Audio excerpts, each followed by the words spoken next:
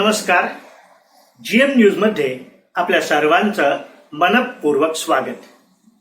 साहित्य संपदा हा शब्द उच्चारल्यावरच शब्द आणि साहित्याने संपन्न असा अर्थ प्रतीत होतो. साहित्य संपदा समूह या समूहाने गेल्या 1.5 वर्षामध्ये साहित्य वैभव निर्माण केलं आहे. आपली एक वेगळी ओळख निर्माण केलेली आहे. याचे संस्थापक वैभव धनावडे एक अतिशय सृजनशील, साहित्यिक आणि नेहमी दुसऱ्यांना प्रोत्साहित करणारं व्यक्तिमत्व. गेल्या 1.5 वर्षामध्ये वेगळी ओळख निर्माण करण्यामध्ये वैभव धनावडे आणि त्यांच्या संपूर्ण टीमचं फारच मोठं योगदान आहे. अनेक उपक्रम त्यांनी गेल्या 1.5 वर्षाच्या काळामध्ये राबवले. डिजिटल दिवाळी अंकापासनं ते विविध साहित्य संमेलनं गेल्या 1.5 वर्षाच्या काळामध्ये त्यांनी अतिशय चांगल्या पद्धतीने राबवली. अनेक नवनवीन संकल्पना वैभव धनावडे यांच्या मनामध्ये घोळत असतात आणि ते प्रत्यक्षातही आणत असतात. लॉकडाऊनचा काळ सुद्धा वैभव धनावडे यांच्या उत्साहाला आणि त्यांच्या उपक्रमाला लॉक करू शकला नाही. कारण त्यांची कल्पकता आणि त्यांच्यासोबत असलेली साहित्य संपदाची संपूर्ण टीम गेल्या 5 दिवसापासनं एक उपक्रम फेसबुकवर अतिशय चांगल्या पद्धतीने साकारत आहेत. आणि हा उपक्रम म्हणजे विश्वविक्रमी काव्य संमेलन. गेली 5 दिवस चाललेला हा उपक्रम ज्यांच्या संकल्पनेतून आपल्यासमोर साकार होत आहे ते वैभव धनावडे आज आपल्याकडे गप्पा मारण्यासाठी आलेले आहेत. चला तर मग त्यांच्याशी आपण गप्पा मारूया. नमस्कार वैभवजी.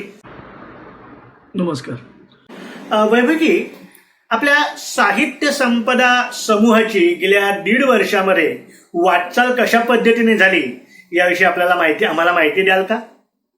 मी वैभव धनावडे, साहित्य संपदा संस्थापक. 1 महिन्यापूर्वी साहित्य संपदा समूहास डायमंड बुक ऑफ रेकॉर्ड तर्फे राष्ट्रीय पुरस्कार जाहीर झाला. 1.5 वर्षापूर्वी जेव्हा समूहाची स्थापना झाली तेव्हापासून प्रत्येकाचं स्वतःचं पुस्तक असावं हा विचार मनात घोळत होता. नवोदित साहित्यिकांना कधी कधी आर्थिक प्रश्नांमुळे व्यासपीठ उपलब्ध होत नाही, पुस्तकं प्रकाशित करता येत नाही. हा मुद्दा ध्यानात घेऊन आम्ही प्रकाशन करायचं ठरवलं आणि त्या अंतर्गत 21 चारोळी संग्रहांचे एकाच दिवशी आणि एक काकलेखा संग्रह असे 22 संग्रह आम्ही एका दिवशी 24 जून 2020 रोजी डिजिटल माध्यमातून प्रकाशित केले. आणि मला सांगायला आवडेल की त्या उपक्रमाची दखल डायमंड बुक ऑफ रेकॉर्ड्सने घेतली आणि आम्हाला राष्ट्रीय पुरस्कार जाहीर झाला. सगळीकडे सध्या लॉकडाऊन चालू असल्यामुळे प्रत्येकाच्या मनात थोडंसं भीती आणि थोडंसं शंकेचं आणि आता त्या भीतीची जागा निराशेने घेतलेली आहे. अशा परिस्थितीत अगदी लॉकडाऊनच्या पहिल्या दिवसापासून साहित्य संपदाने विविध उपक्रम राबवलेले आहेत.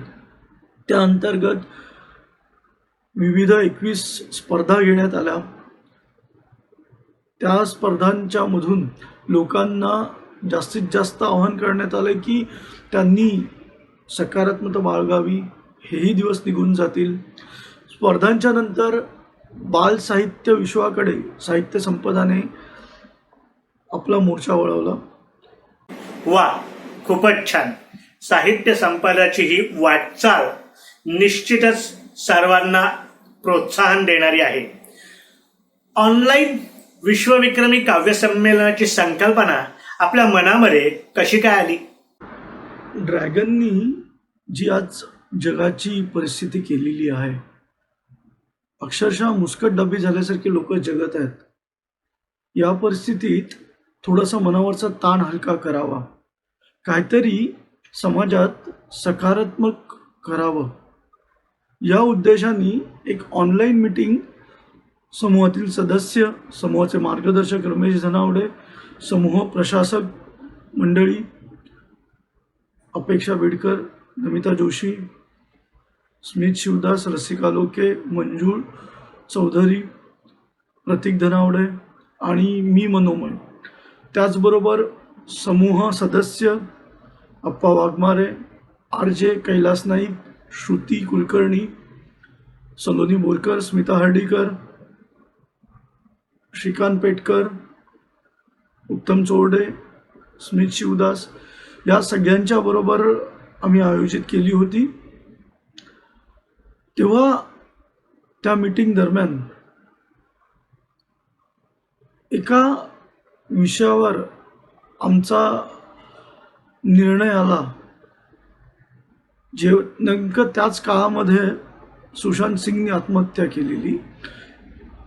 तेव्हा लक्षात आलं की समाजात यश, पैसा असून देखील एक एकलेपणाची भावना खूप रुजत आहे आणि त्या भावनेवर एक सांघिकरित्या काहीतरी करावं. आपण एकले नाही आहोत आणि आपल्याबरोबर खूप जण आहेत, ही जी भावना प्रत्येकाच्या मनात रुजावी यासाठी काही सांघिक प्रयत्न करावा. आज करोनामुळे, लॉकडाऊन असल्यामुळे प्रत्येकाच्या आयुष्यात नाही म्हटलं तरी एक सामाजिक बंधनं खूप आलेली आहेत. कुठे बाहेर फिरणं नाही आहे, मित्रमैत्रिणींचे घोळके नाही आहेत, अगदी नातेवाईकांपासून प्रसंगी दूर राहावं लागत आहे.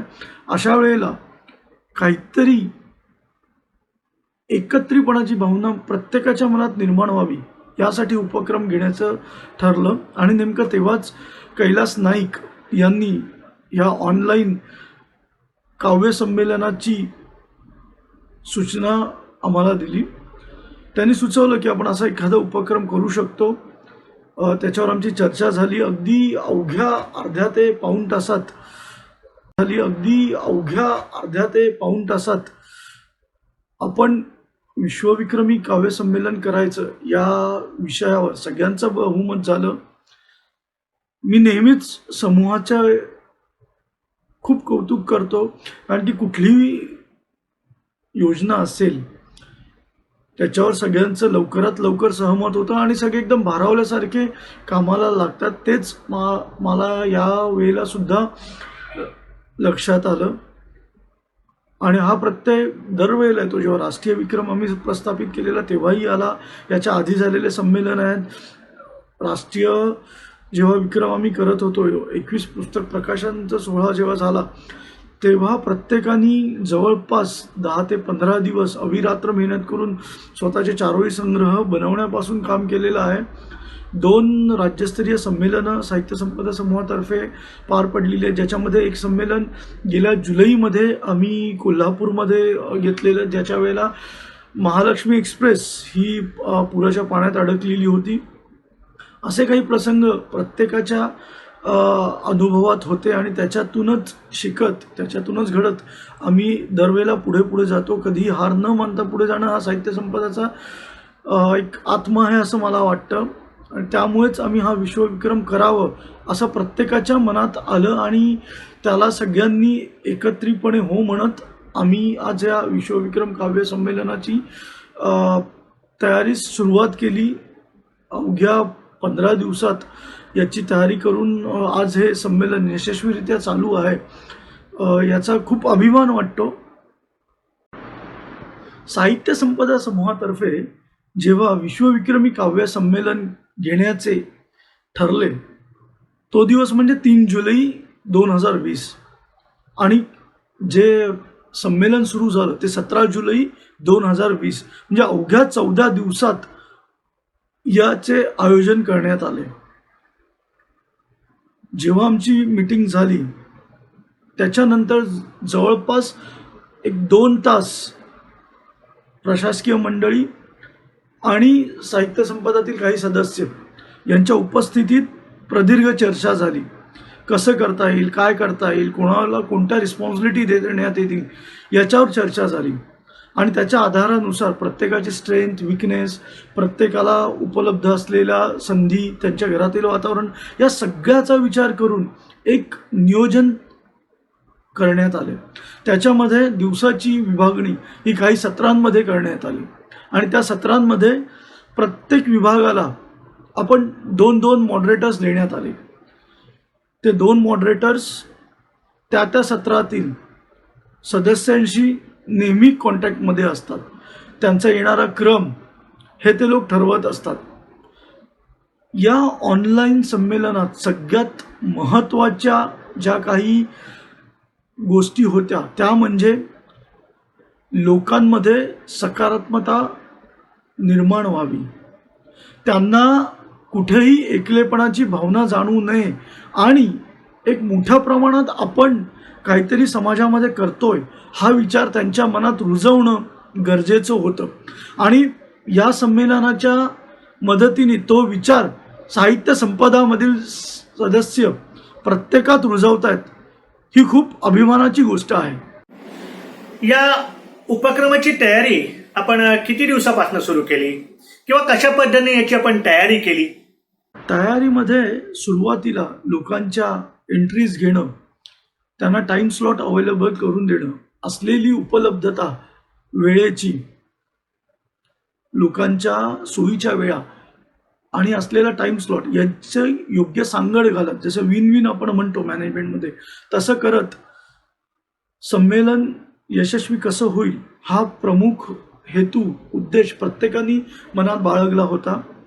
त्याच्यासाठी तयारीसाठी दिवसाची जी रचना आहे ती विविध सत्रांमध्ये करण्यात आली आणि त्याची प्रत्येकाला जे सत्रांमध्ये प्रत्येकाला 2-2 मॉडरेटर्स, कधी 3 मॉडरेटर्स हे देण्यात आले, ज्यांनी लोकांशी संपर्क साधला. त्या सत्रातील जे उपलब्ध लोक आहेत त्यांना त्यांच्या उपलब्धतेनुसार फेसबुक लाईव्ह येण्यास त्यांनी सहाय्य केलं. त्याच्यातून त्यांनी त्यांना मार्गदर्शन केलं आणि महत्त्वाचं म्हणजे जो अग्रक्रम होता तो राखणं गरजेचं होतं की एक माणूस आल्यानंतर दुसरा, मग तिसरा, मग चौथा.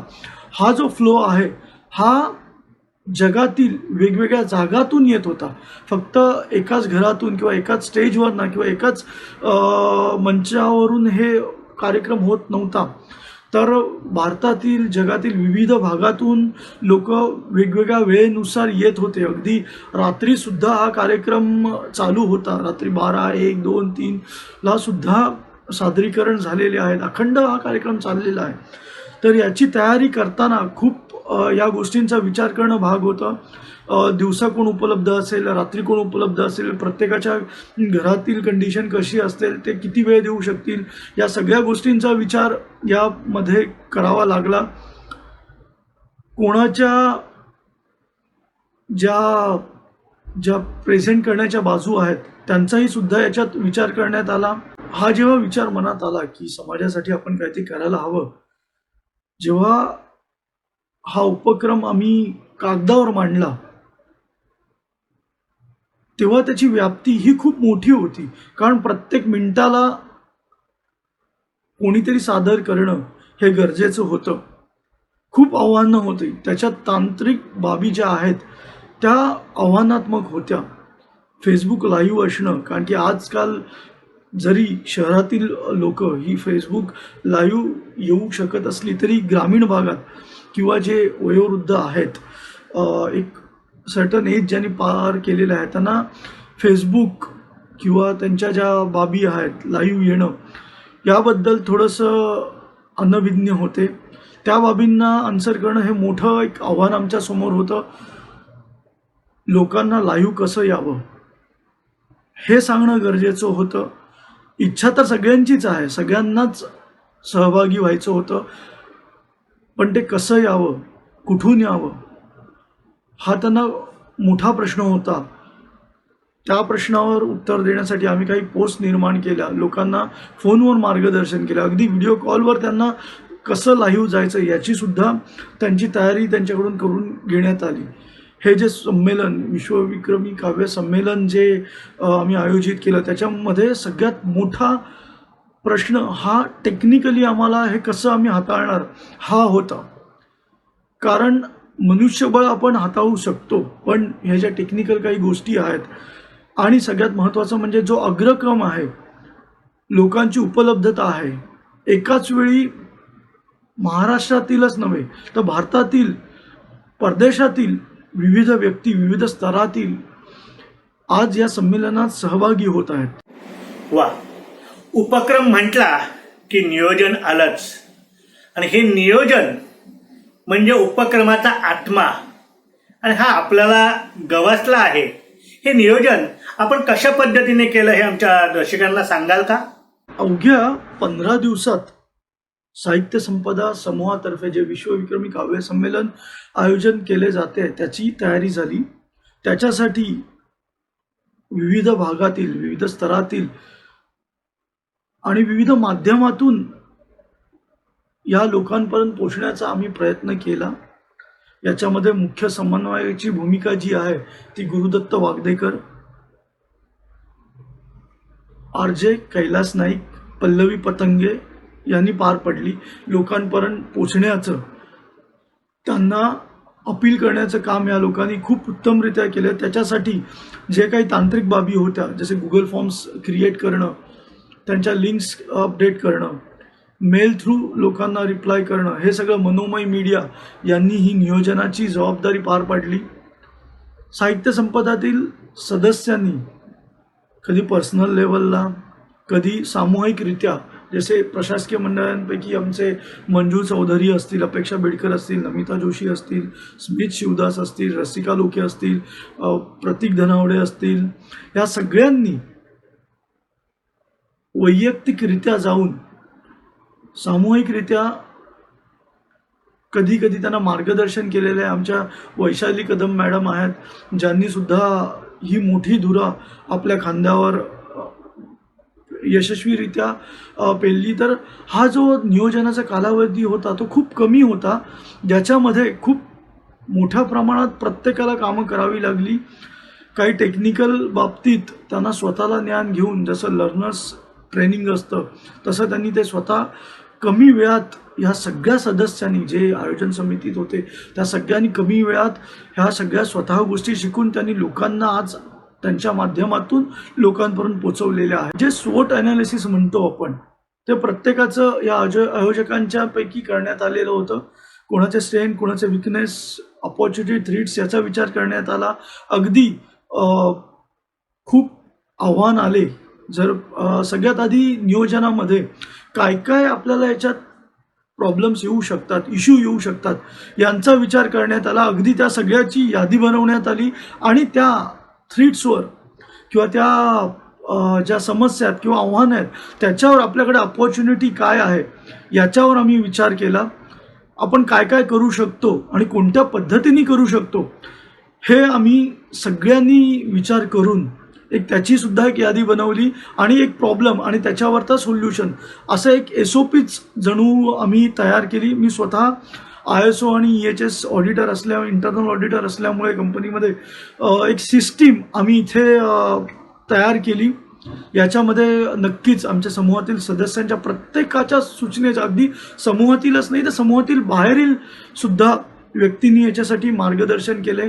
मार्गदर्शक म्हणून गुरुदत्त वागदेकर, योगेश जोशी, हेमंत नेहते, रमेश धनावडे आणि आमचे आदरणीय AK शेख सर यांची खूप मोलाची मदत झाली, ज्यांनी वेगवेगळ्या अँगलनी या गोष्टीचा विचार करायला आम्हाला मदत केली.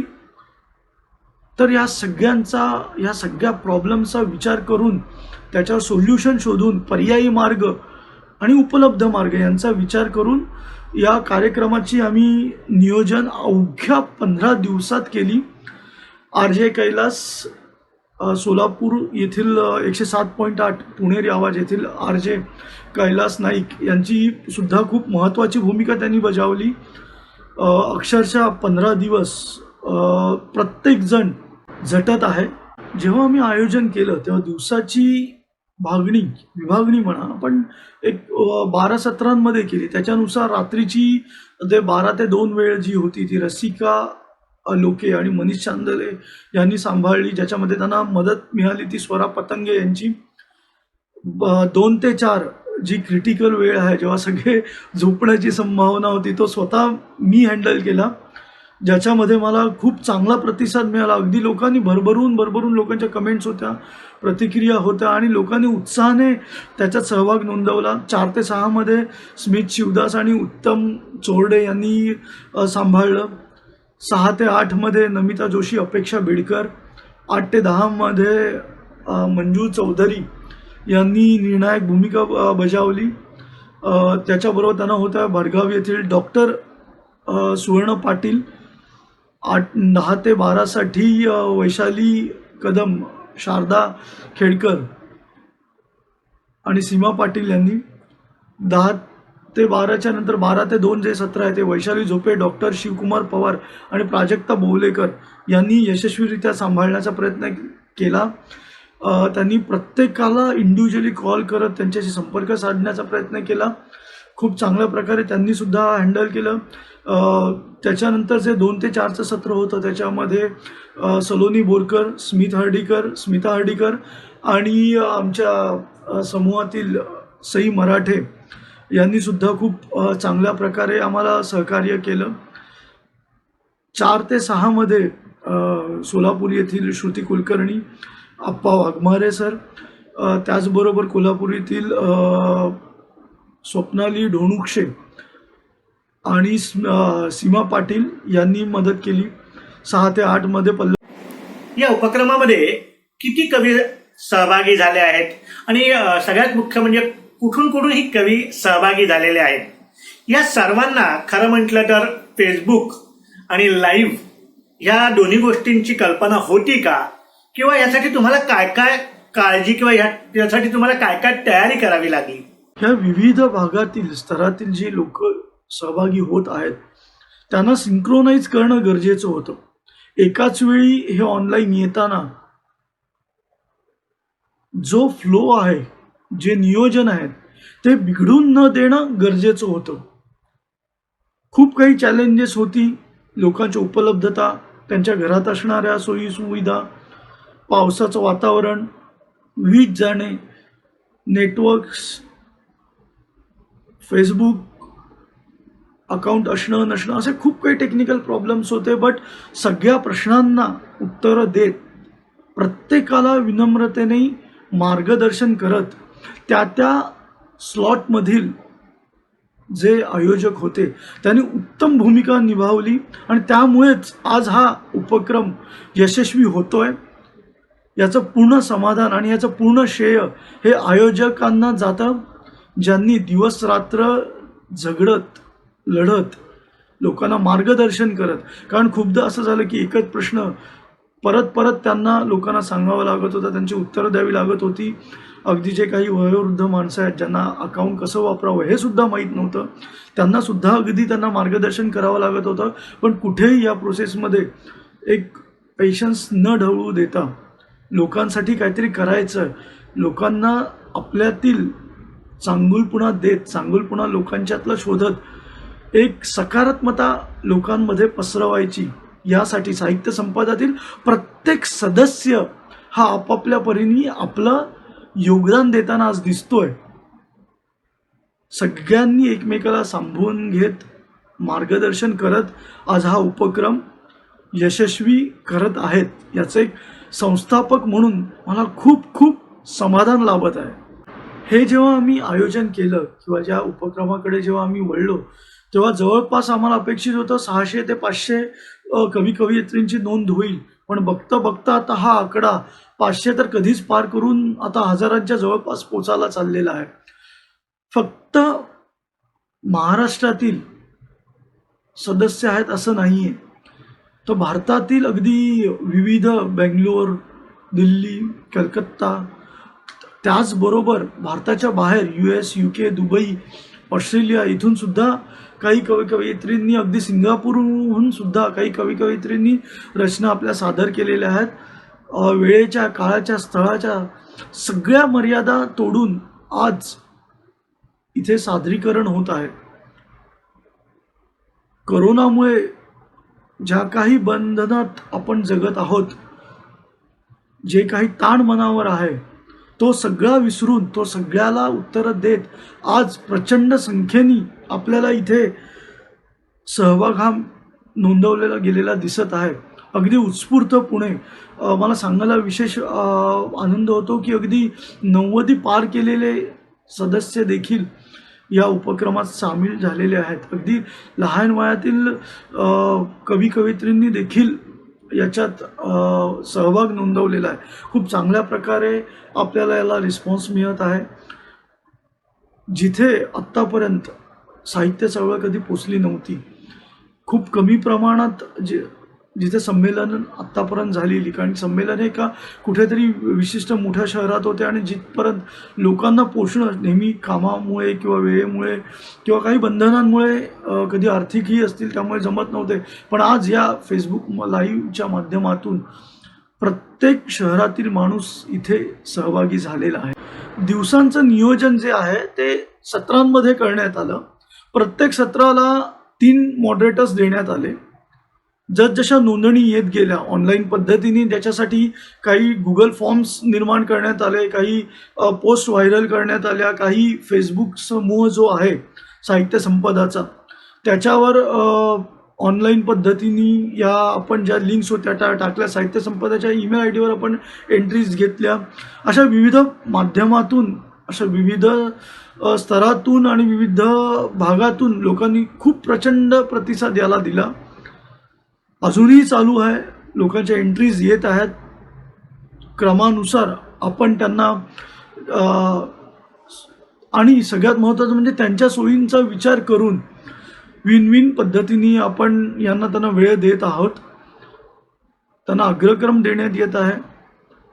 काही समूहसुद्धा या उपक्रमात सहभागी झाले. मोठ्या व्यापक प्रमाणात जवळपास 700हून अधिक कवी कवयित्री या संमेलनात सहभागी होत आहेत. हा आकडा वेळोवेळी प्रत्येक मिनिटाला वाढत आहे. माझ्या अपेक्षेनुसार हा 1000पर्यंत नक्कीच जाईल. 17 जुलै ते 21 जुलै या काळात जे विश्वविक्रम काव्य संमेलन साहित्य संपदा समूहातर्फे आयोजित करण्यात आले आहे, नक्कीच त्याला खूप भरघोस प्रतिसाद मिळत आहे आणि याचे श्रेय आमची उत्तम नियोजन समिती, प्रशासकीय समिती, आयोजक समिती यांना जाते. तसेच सदस्य मुख्यत्व ज्यांनी सहभाग घेतला यांना जाते. ज्यांनी दिवस रात्र अहोरात्र मेहनत करत हे संमेलन यशस्वी होणं हा एक हेतू मनात ठेवून अहोरात्र मेहनत केली आहे, त्या सगळ्यांना जाते. वैभवजी, हा जवळजवळ 5 दिवसाचा उपक्रम, एवढे सगळे कवी या सगळ्यांना एकत्रित करायचं, त्यासाठी खूप मोठी मॅनपॉवर लागणार. आपल्याला या संपूर्ण उपक्रमासाठी कोणाचं सहकार्य लाभलं, कोणी मार्गदर्शन केलं, याविषयी आमच्या सर्व रसिकांना सांगाल का? विश्वविक्रम कल्पना मांडणं, त्याच्यावर काम करणं हे जेवढं कठीण होतं तेवढंच कठीण काही गोष्टी आमच्यासाठी होत्या की या विश्वविक्रम आपण करतोय तर तो समाजापुढे कसा जावा, कसं विश्वविक्रमी ज्या काही संस्था आहेत जे हा सर्टिफिकेट प्रोव्हाइड करतात किंवा त्यांच्यासाठी कसं अप्रोच व्हावं किंवा हे सगळं आयोजन करताना कोणत्या बाबींचा विचार करण्यात यावा याचं एक मार्गदर्शन, एक SOP, एक प्रोटोकॉल आमच्यासमोर श्री योगेश जोशी सर यांनी सादर केलं. यांनी मार्गदर्शन तर स्वतः व्यक्तिगतरित्या केलंच, पण त्याचबरोबर प्रत्येक बाबतीत यांनी सहकार्याची तयारी दर्शवली आणि हा उपक्रम यशस्वी करण्यामागे त्यांची सुद्धा खूप मोठी मदत आम्हाला झालेली आहे. तर योगेश जोशी सर यांचे खूप खूप आभार. त्यांची खूप मोठी सहकार्य आहे. त्याचबरोबर जे मीडिया पार्टनर आपण म्हणतो ते हेमंत नेते सर, GM न्यूज यांनीही मोठं सहकार्य केलेलं आहे. आमचे ज्येष्ठ साहित्यिक आदरणीय स्थान AK शेख सर, ज्येष्ठ साहित्यिक अरुण म्हात्रे सर, रमेश धनावडे सर यांचे सुद्धा मोलाचे सहकार्य लाभलेले आहे. समूहातील प्रत्येक सदस्यांनी पुढे येत स्वयंघोषित एक इनिशिएटर म्हणून त्यांनी भूमिका बजावलेली आहे. वयाचा, स्थळाचा, काळाचा कुठलाही विचार कधी कोणी केला नाही. अगदी रात्री अपरात्री सुद्धा उठून त्यांनी सहकार्य केलेलं आहे. त्या सगळ्यांचं खूप मोठं सहकार्य मिळालेलं आहे. त्याचबरोबर ज्या तांत्रिक बाबी आहेत त्या मनोमय मीडियानी सांभाळलेल्या आहेत. प्लॉट होता तो कोणाकडे द्यायचा राखायला हा विचार माझ्या मनात होता. तेव्हा सहज मनात येऊन गेलं की आज आपण हे साहित्य चळवळ चालवतोय, आज आपण आहोत, आज आपल्याबरोबर खांद्याला खांद्याला देणारे समवयस्की किंवा आमच्यापेक्षा ज्येष्ठ सहकारी आहेत. पण उद्या येणारी पिढी जी आहे त्यांनीही धुरा सांभाळायला पाहिजे. म्हणून 8 ते 10 हा जो टाईम स्लॉट आहे तो हा युवा पिढीकडे देण्यात आला. ज्यांना पूर्वानुभव कमी असेल तरीही त्यांच्यात समाजासाठी काही करण्याची तळमळ आहे असे मनोमय मीडिया आहे, प्रतीक धनावडे आहेत, सोनाली शेडे आहे, रुचा निलिमा आहे, अशा या तरुण मंडळींना हेरून त्यांच्यावर ही जबाबदारी देण्यात आली. आणि सांगायला खूप चांगलं वाटतं की त्यांनी हा जो टाईम स्लॉट आहे एकदम खूप यशस्वीरित्या सांभाळला.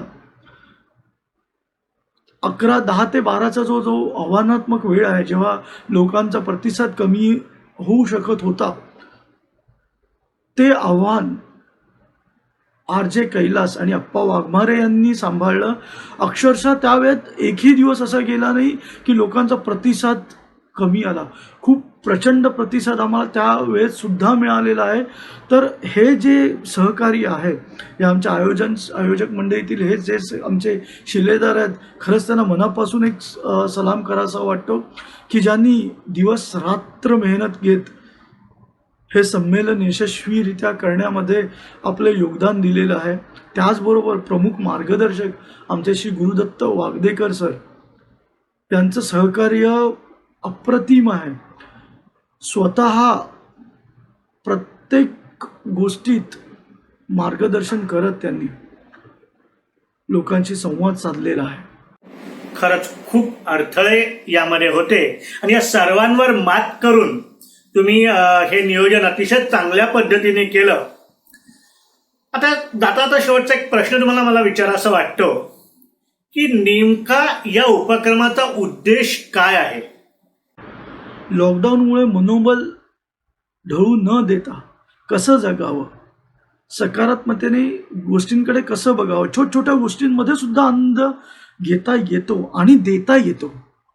घेणं तर प्रत्येकजण घेत असतो, पण देण्याचा जो आनंद आहे तो हा साहित्य संपदाच्या माध्यमातून झालेला आहे.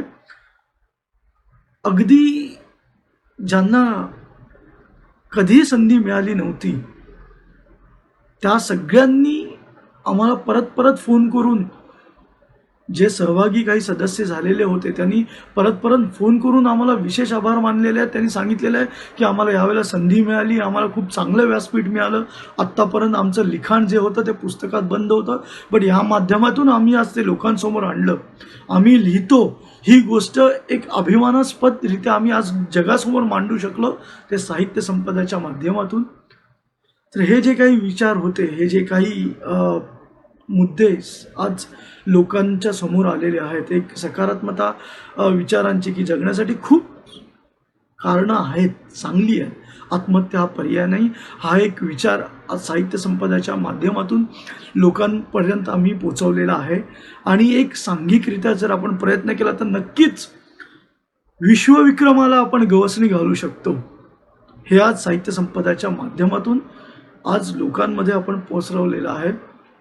कोणतेही विक्रम करताना जी मेहनत करावी लागते, जे सांघिक प्रयत्नामध्ये सगळ्यांना एका ध्येयावर आणणं गरजेचं असतं, त्याच्यासाठी प्रत्येकाच्या मनात हात घालत, प्रत्येकाची मदत घेत, सगळ्यांशी टीमवर्क करत एकत्रित आणणं, हे सुद्धा आज या उपक्रमाच्या माध्यमातून सगळेजण शिकलेले आहेत. तो एक संदेश आम्ही या माध्यमातून दिलेला आहे. एकामेका साव्य करू अवघे धरू सुपंथ. वा वैभवजी, खूप छान. खरं म्हटलं तर तुमच्यामुळे, साहित्य संपदामुळे, साहित्य संपदाच्या संपूर्ण टीममुळे या 4 महिन्यामध्ये सर्व कवींना, रसिकांना व्यासपीठ मिळालं, कवींना व्यासपीठ मिळालं, रसिकांना हे साहित्य ऐकणं ही एक पर्वणी होती. जवळजवळ 11,000 पेक्षा जास्त सभासदांनी हा संपूर्ण कार्यक्रम, हा लाईव्ह सोहळा बघितला आणि याची अनेक ठिकाणी विश्वविक्रमी नोंद सुद्धा होणार आहे. अतिशय छान. वैभवजी, तुमच्या बाबतीत मला 2च ओळी सांगाव्याशा वाटतात. चालण्यासाठी वाट असते, चालण्यासाठी वाट असते, वाटेसाठी चालणं नसतं. उंच भरारी घेणाऱ्याला आभाळाचं भय नसतं, उंच भरारी घेणाऱ्याला आभाळाचं भय नसतं. ह्या 2 ओळी आपल्यासाठी अतिशय समर्पक आहेत. बरे तर पुन्हा भेटूया तुमच्या नवीन संकल्पनासह. तूर्तास इथेच थांबूया. धन्यवाद.